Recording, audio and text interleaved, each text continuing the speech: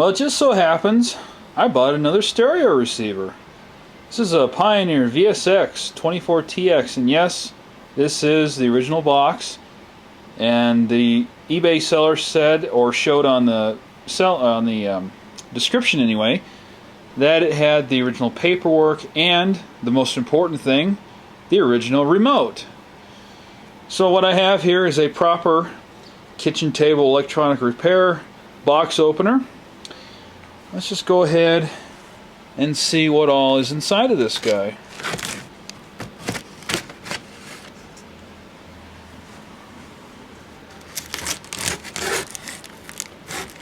Unfortunately, the seller, although it's probably a good thing to do, I suppose, but sent this with signature confirmation, in which case I was not home when they tried to deliver it. So anyway, I had to wait an extra day.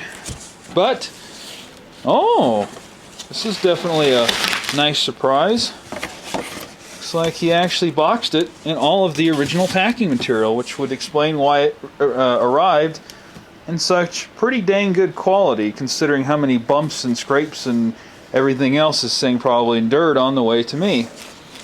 Let's just take a look at this thing. This is definitely an Elite model. That is a heck of a big remote. Wow.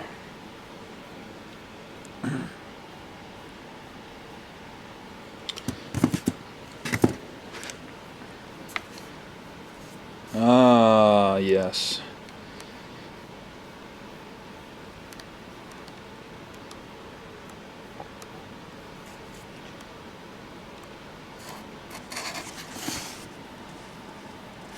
Very nice looking stereo receiver.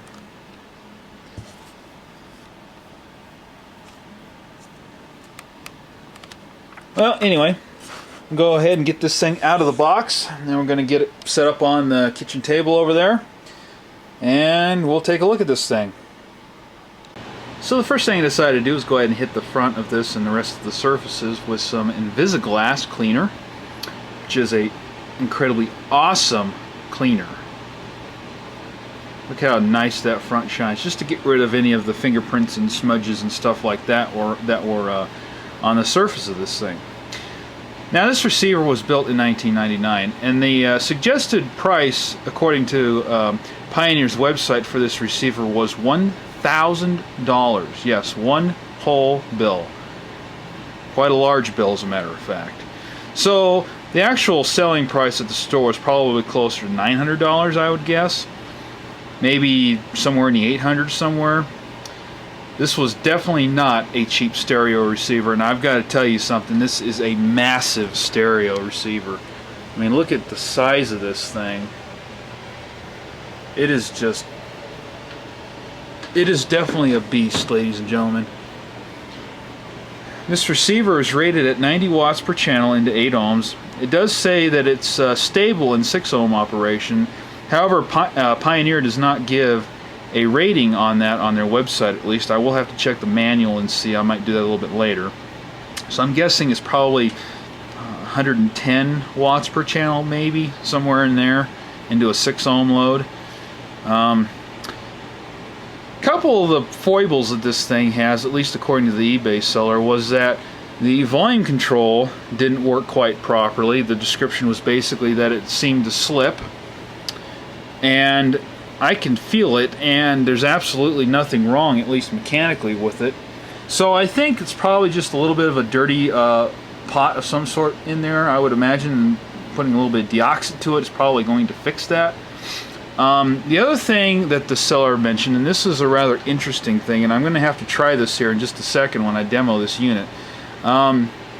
He said that when you go change the input selector and you'd put it on DVD, that it would be on another source. So it would be, say, DVD, and it would actually be coming out on, say, tape 1 or something like that. Now, my first thought was that the gentleman may have actually had his inputs improperly plugged into the back of the receiver. But I'm going to go ahead and check that, because that's a very curious problem. And maybe it's just something that this needs to be hit with some deoxit as well. I don't know yet. But we're going to find that out in just a minute here. So we have all kinds of funny little buttons right here. We have our Cinema, THX Cinema. This is a THX certified stereo receiver. And so we have our THX Cinema button, Advanced and Standard. This is for our DTS and Dolby sounds right here. Stereo, DSP mode, and our standby light right there. Also has a very nice gold-plated Pioneer logo, and the standby button also has a nice gold line, I guess you'd call it, in there. Gold lettering all over this thing. Over here we have Tape 2 monitor and FL dimmer, which I'm guessing is for the front illumination or front panel here, probably. Not quite sure what FL means. I might have to check into that in a little bit later. Lucasfilm THX Select. Look at that. Fancy, fancy, fancy. Under this little door we have another interesting little surprise if I can open this. Ah, there we go. RCA inputs, S-video input, headphones. All of these are gold plated. We have our speaker select, bass, and treble adjustments. Ooh! We have a loudness button and a midnight button. Look at that, folks. We have our signal select. I'm going to have to check into that. Input at ATT, that's usually a muting. Digital noise reduction, and then external decoder in, which will be wasted. And then we have also direct audio right here, which will eliminate any of the EQ or anything like that. On some receivers, direct actually removes the ability to switch to fade between left and right and front and rear channels.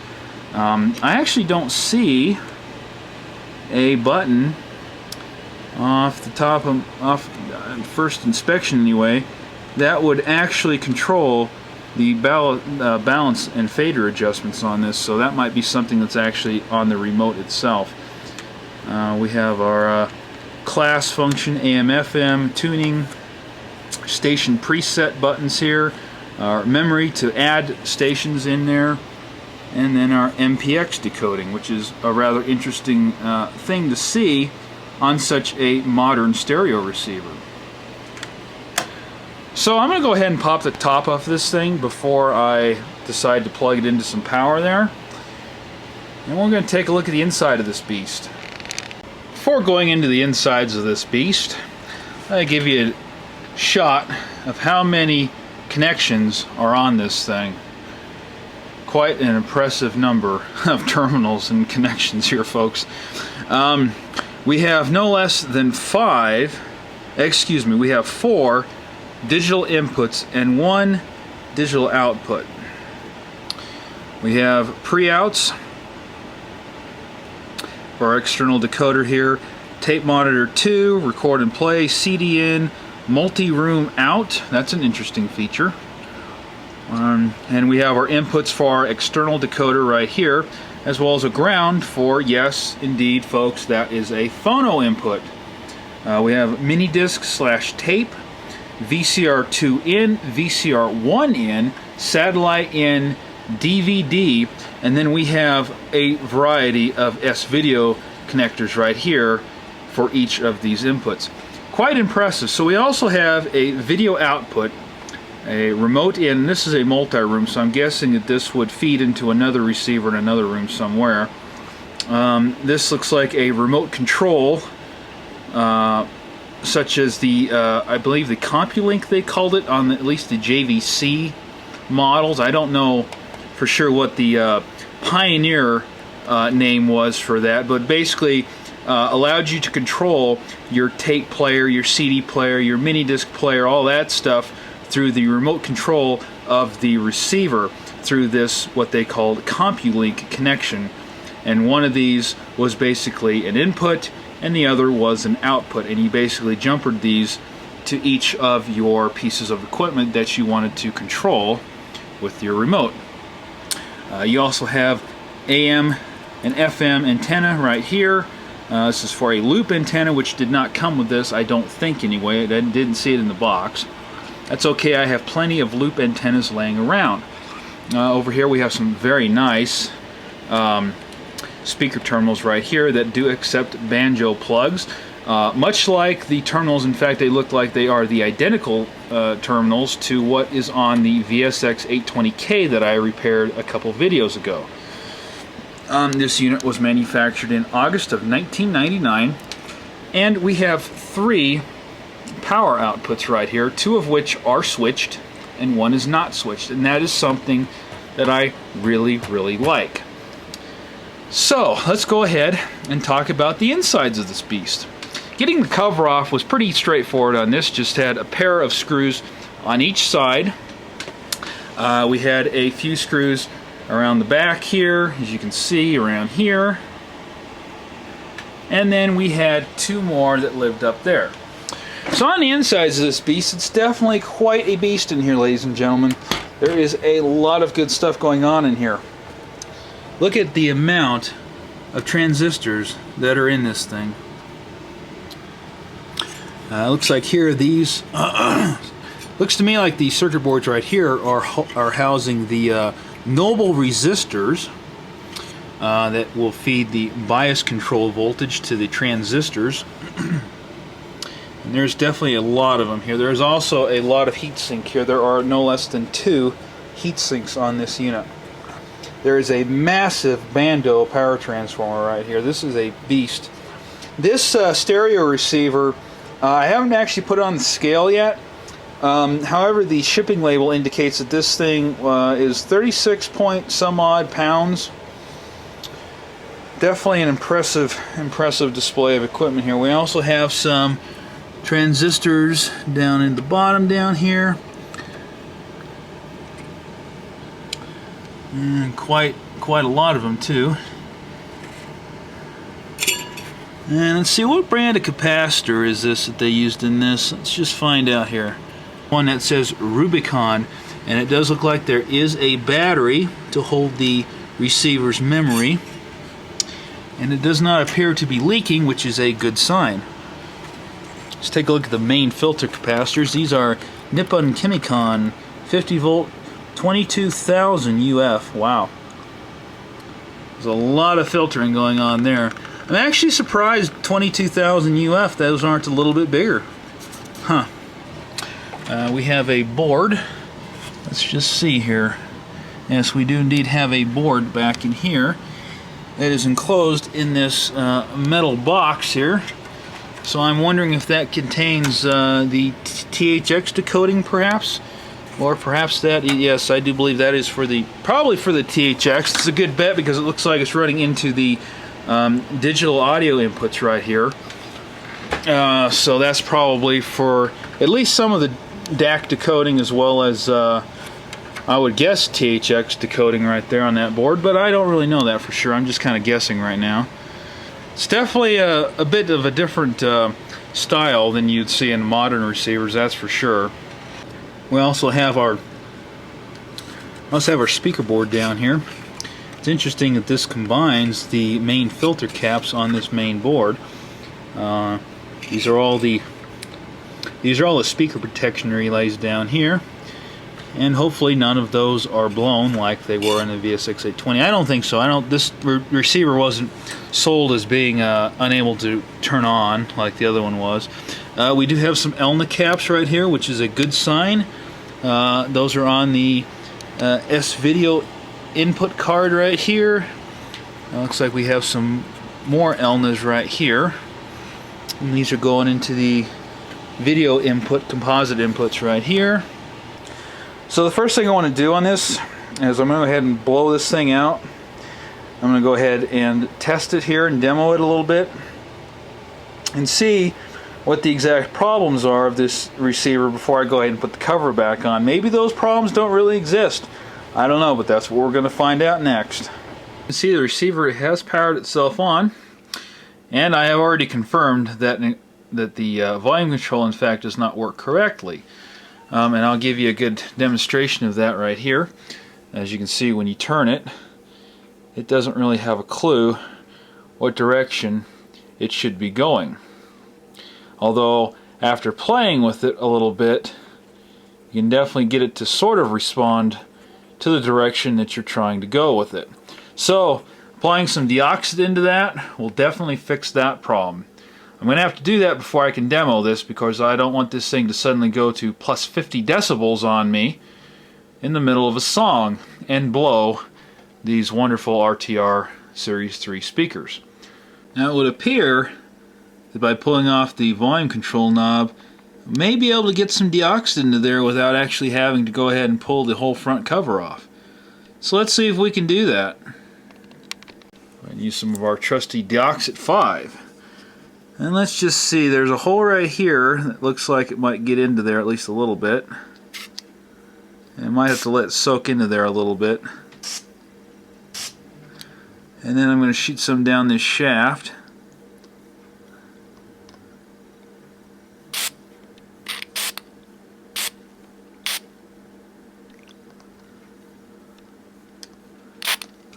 And a lot of it's running out, but that's okay.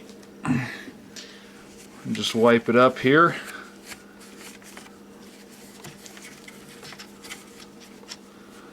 Alright, let's see if it works. Now, you usually have to work this stuff in a little bit.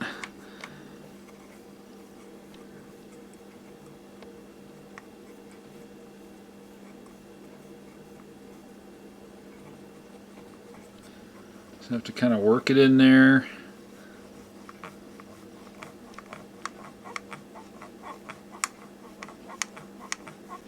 Now I've got the knob back on. Did a little bit of working it back and forth in there, and now you can see it works exactly the way it should.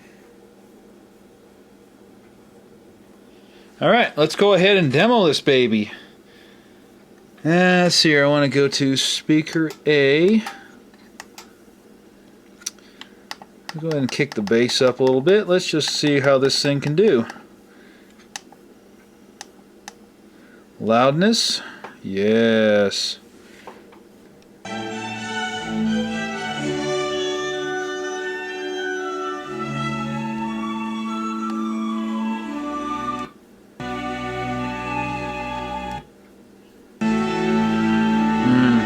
Yeah, the Midnight definitely sounds better.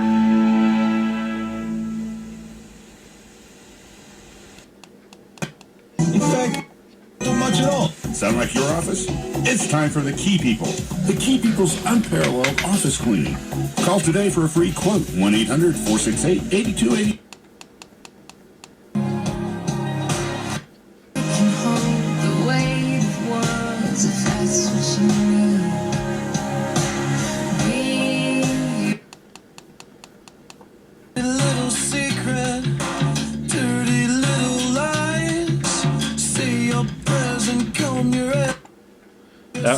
That works.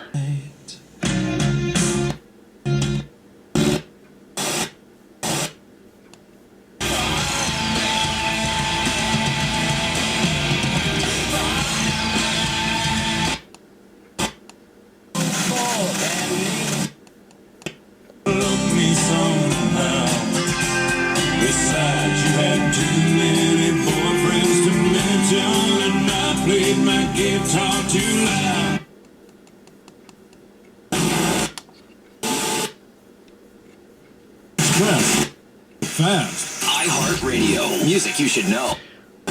I can tell you, I'm already impressed with the tuner, because this is all that I have for an antenna. That's it. And I can tell you that this is way more than that VSX-24TX can do, even with a proper antenna connected to it. I can barely pick up local stations with it. And this radio station's like 50 miles away.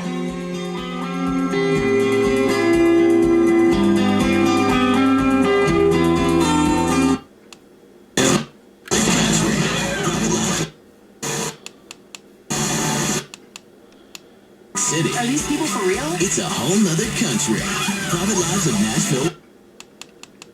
Alright, let's go ahead and do a little Eminem here.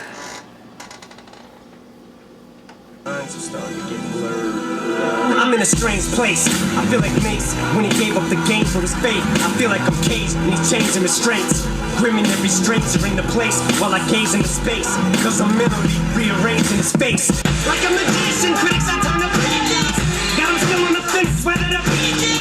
But quick. Tell me where to go, tell me what to do. I'll be right there for you. Tell me what to say, no matter if it's true. I'll say it all for you, for you. Get my music, wanted to be left alone in public, excuse me. But wanting my cake and eat it too, and wanting it both ways. Fame made me a balloon, cause my ego inflated when I flew sleep, it was confused. Alright, let's go back to the tuner here. Where is it? Yeah, there it is. With no bottle, no shit, no shirt, no problem. Wow. I'm surprised I'm even picking that up at all. I think this is a successful test. Not really a whole lot to repair, just the volume control, and the inputs appear to be working fine, so I have to assume that my original prediction was right, that the inputs were probably just miswired by the previous owner, and that all this needed was a little bit of deoxit to get it back up and working the way it should be. Gotta say though, that is one fine, sweet looking piece of electronic equipment right there, let me tell you what. That mirror black finish is just sweet. Take care, everyone. Thanks for liking, commenting, subscribing, and sharing all of my videos.